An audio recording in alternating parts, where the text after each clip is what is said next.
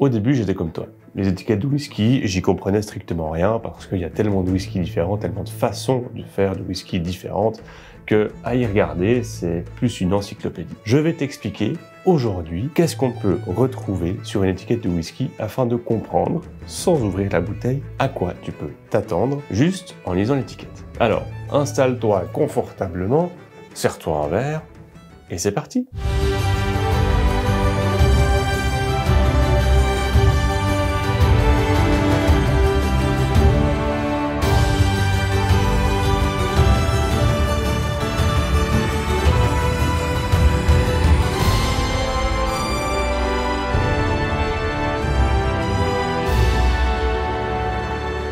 Donc, ce qui saute aux yeux dès qu'on regarde une étiquette, en général, c'est bien sûr le nom de la distillerie. Lag, Arran, Glenlivet. C'est tout simplement le nom de la distillerie qui reprend assez généralement le nom de l'endroit géographique où elles sont implantées. Par exemple, la distillerie d'Arran est située sur l'île d'Arran.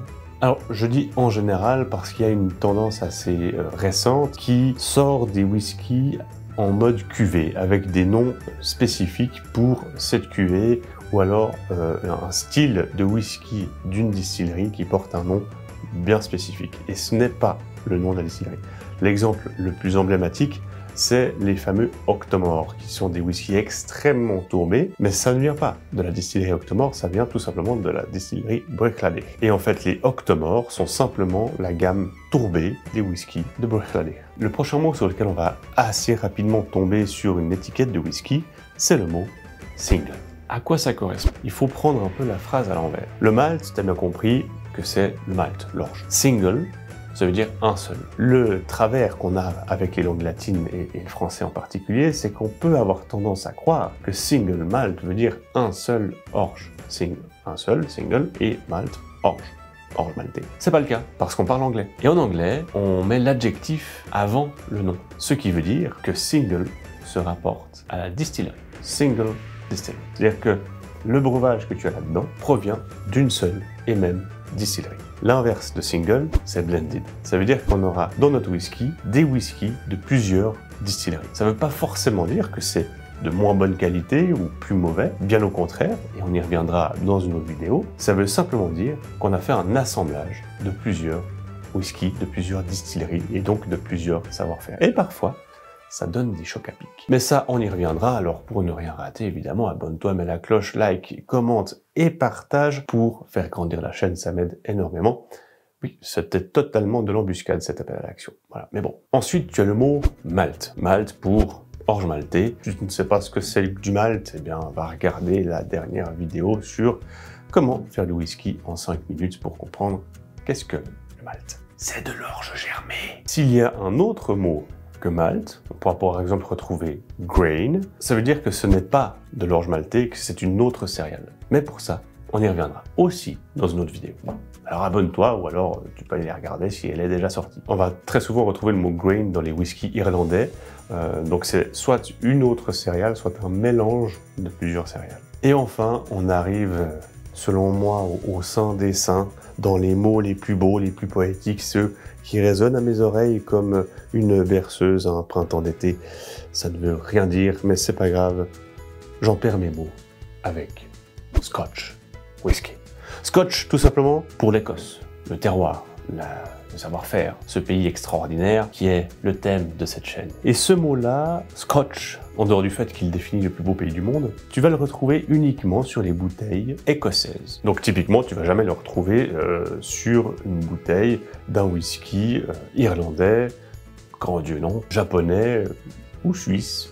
Petite parenthèse néanmoins sur le mot whisky, il n'est pas innocent. Tu vas peut-être retrouver sur certaines bouteilles le mot whisky avec un E avant le Y, tout simplement parce que ça représente les whiskies irlandais et américains. Le pourquoi du comment de ce E est assez cocasse, sauf erreur de ma part, c'est une raison légale de protection de la part des Écossais, évidemment.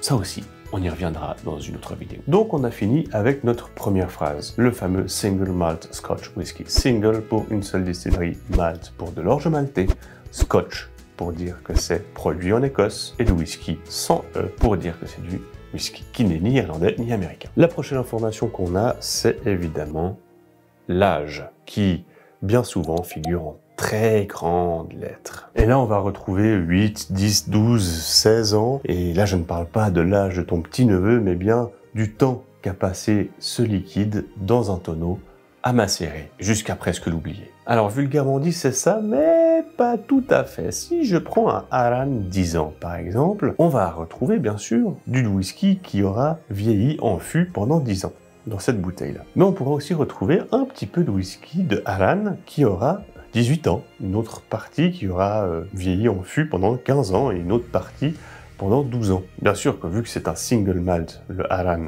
on aura toujours une seule distillerie, ce sera le whisky d'une seule distillerie, mais l'âge indiqué sur une bouteille de whisky, c'est l'âge du whisky le plus jeune mis dans cette bouteille. Donc quand vous achetez un Arran 10 ans ou un Lagavulin 16 ans, ça veut dire que le plus jeune whisky qu'on a mis là-dedans, c'est du 16 ans d'âge. On aura mis peut-être du 18, du 20, du 25 ans, en quantité assez petite évidemment, parce qu'un Lagavulin 25 ans, ça coûte un rein 2 fois et 4 jambes, mais on n'aura pas 100% de Lagavulin 16 ans d'âge dans une bouteille de Lagavulin 16 ans d'âge, si c'est simplement un single malt Scotch whisky. Le seul moyen d'être sûr d'avoir du whisky qui vient d'un seul tonneau, qui du coup a vieilli 10 ans, 15 ans, que sais-je, dans un fût de chêne, c'est lorsqu'on a l'indication single cask. Et là, single cask, single n'est pas pour la distillerie, mais bien pour le tonneau. Et donc,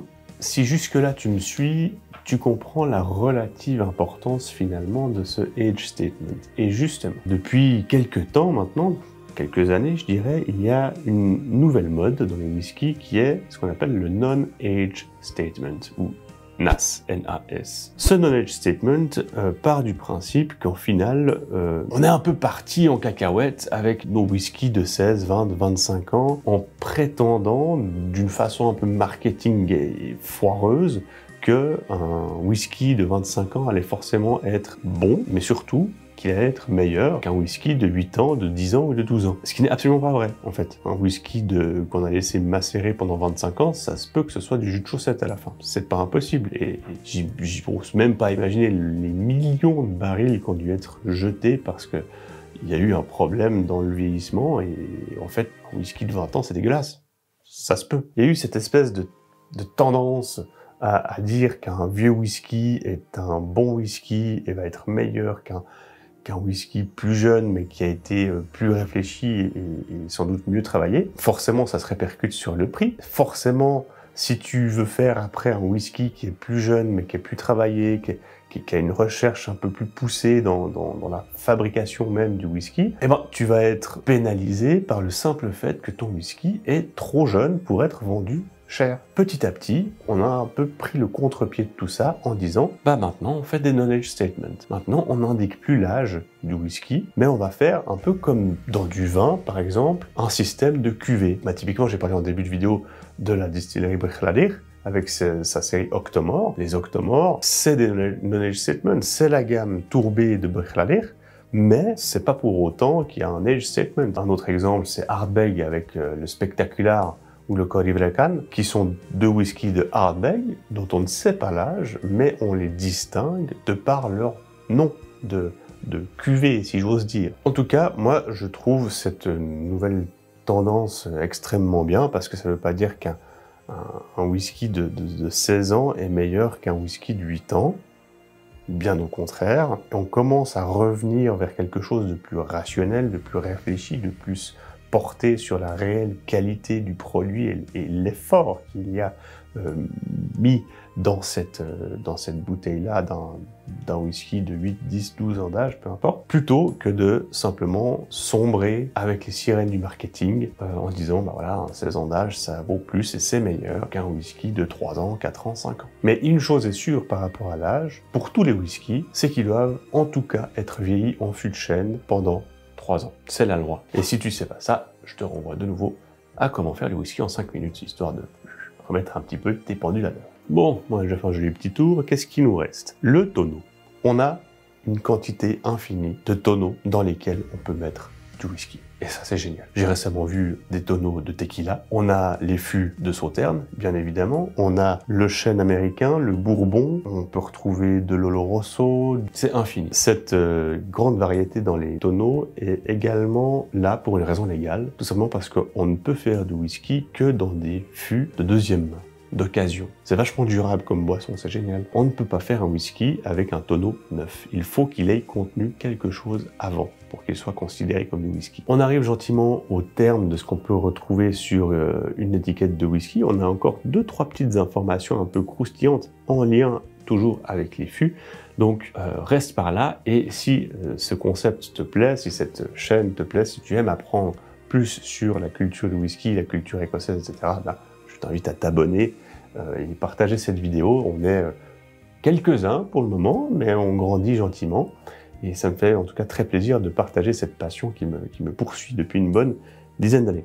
Donc, qu'est-ce qu'on peut encore retrouver? C'est la notion de first fill ou refill. Un first fill va être l'indication comme quoi c'est la première fois qu'on a rempli le tonneau avec notre whisky. Ça veut dire qu'il y aura beaucoup d'essence du tonneau qui vont se transmettre dans le whisky, parce qu'il va être encore gorgé d'essence, de goût, etc. Il y aura beaucoup d'échanges entre le bois et la boisson. À l'inverse, on peut avoir un refill qui va être l'indication que c'est pas la première fois qu'on remplit le tonneau avec du whisky pour le faire vieillir. Et donc, les échanges seront un peu moins importants, il y aura un peu moins d'essence. Et enfin, une autre indication qu'on peut retrouver, c'est l'indication du finish, qu'on peut retrouver ici sur ce Ardmore 10 ans. Le finish, il est là pour donner la subtilité supplémentaire, sans avoir besoin de faire vieillir le whisky entièrement dans un fût de sherry, par exemple, ou dans un fût de Sauternes, etc. On va privilégier bien sûr des fûts qui sont caractéristiques, qui ont une patte exceptionnelle et qui auront une grande influence sur le whisky en un minimum de temps, en guillemets. Comparativement à la durée de vieillissement totale du whisky, le finish aura une grande influence par rapport au temps où il a été en contact. Donc voilà, je pense t'avoir donné les principales informations qu'on peut retrouver sur une étiquette de whisky. On pourra bien sûr retrouver encore d'autres informations. Parfois tu as, c'est marqué Highlands Single Malt Scotch Whisky, donnant l'indication que ce whisky a été fait dans la région des Highlands. Mais en tout cas, avec cette vidéo, je t'ai proposé la majeure partie de ce qu'on peut retrouver sur une étiquette. J'espère que ça t'a plu. Si c'est le cas, abonne-toi, partage cette vidéo et surtout, explore le whisky, va chez ton marchand de whisky et puis essaye de décrypter un peu ces étiquettes. C'est très intéressant, c'est magnifique. Merci d'avoir été là, merci de m'avoir écouté. Je te souhaite des bonnes découvertes de whisky, de la bonne lecture d'étiquettes et je te dis à très vite dans une nouvelle vidéo. Merci, ciao.